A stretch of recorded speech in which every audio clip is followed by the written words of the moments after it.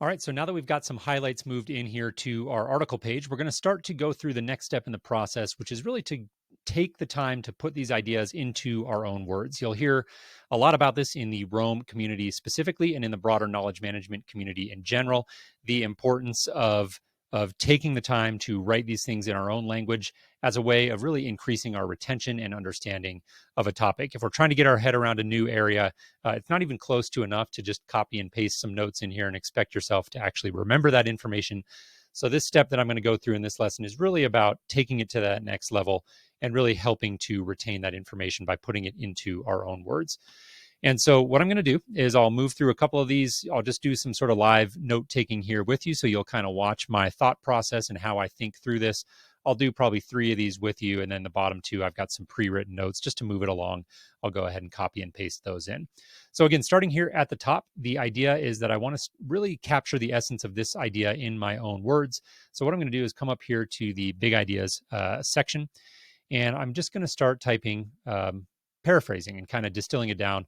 I do want to mention here that I'm not going to spend a ton of time trying to make this into really polished prose or make it really perfect or publishable. All that comes much later in the process, and we'll get to that in due time. Generally speaking, not going to wordsmith, just going to try to get the essence of these ideas down. So on this top one, I think the key point that I wanted to remember here was that if you really want to understand cryptocurrency, you have to understand the history of cryptocurrency. It's really easy to get pulled into the tech, but to really grasp why this is such a big idea, you have to understand the problems crypto solves. And the best way to understand these problems is to study history. Okay, great. So now I've taken the time to put that into my own words. And the next step that I'm going to do is I'm going to hold down the Option key and I'm going to drag this highlight up here and drop it under there as a block reference. So that'll allow me to leave a copy of all my highlights down here at the bottom, but I'm going to have this block reference up here. And as we continue to work through some of these subsequent lessons, you'll get a sense for why that's important. Why do I do that versus just dragging the highlight itself up? But for now, I'll go ahead and collapse this block and we'll move down to the next one. So this highlight here, this is because barter suffers from the so-called double coincidence of wants. So this was the idea that before money, people relied on barter. Barter was a very inefficient system for a number of reasons, one of which is known as the double, see if I can actually spell this, coincidence of wants. This describes the idea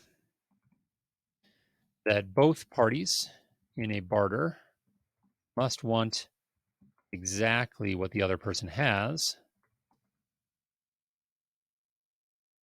at the same time.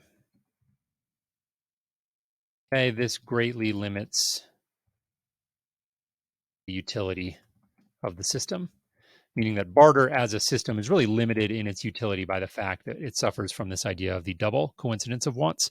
Again, I'm going to hold down Option, click and drag this up here to drop a block reference in. Oh, looks like that accidentally dragged, so I'll hit Command Z to undo that and click an Option. Okay. Oh, I dragged the wrong one. That's what's going on here. Sorry about that, guys. So click and drag this one up. Okay, now I've got my block references here for both of those. I'll move down and do one more here, kind of live with you, talking you through my thought process. And then the last 2 I'll move through a little bit more quickly.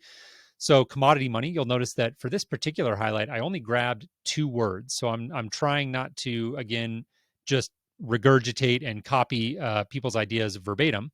In this case, I just wanted to remember the idea of commodity money, and now I'll go through the process of trying to describe that. So it's basically the idea that if certain commodities are valuable enough throughout a society, they can become forms of money. Think cigarettes in prison, right? Can't really spell that word, but we'll ignore that for now. Okay, so this is the idea that, again, certain commodities can become almost like money. These are, there's one other point that I wanted to make about this one. So it was the idea that one of the big weaknesses of commodity money is that it usually doesn't translate across multiple societies. So it's limited in its reach. Okay. Again, just move that block reference up so I have a record of where this came from. And I'll collapse that down.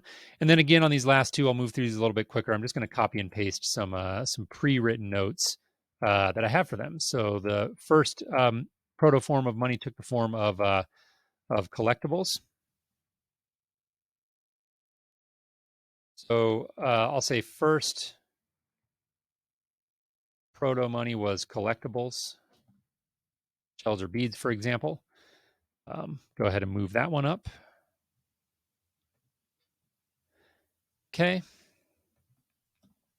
And then finally, this idea that collectibles or early proto money was kind of a boon to human evolution in general because of what it started to enable humans to do. So, pivotal to human evolution, tribes could hunt for collectibles while their prey was in low season and trade with other tribes whose prey was in high season and vice versa. A rising tide raised all ships here. So, the idea that, again, this was kind of a boon to humankind as a whole, the idea of currency. I'll go ahead and drop that in as well. So now I have taken the time to kind of write the big ideas from this article, again, all in my own writing. And beneath each one of those, I've got a block reference to the original highlight. One of the things that I want to mention here, why do I like doing these as block references instead of moving the highlight up, the highlight itself up? In this case, we had a one-to-one correlation between each highlight and each big idea. But as you start getting into this more, and maybe you're doing books or bigger articles, what you'll notice is that some of the big ideas are really going to capture multiple highlights from the material. So this method allows you to leave all of the highlights in place and then again use those as block references within each one of the big ideas. So this is one of the examples of where this power of Rome at the block level really comes into play.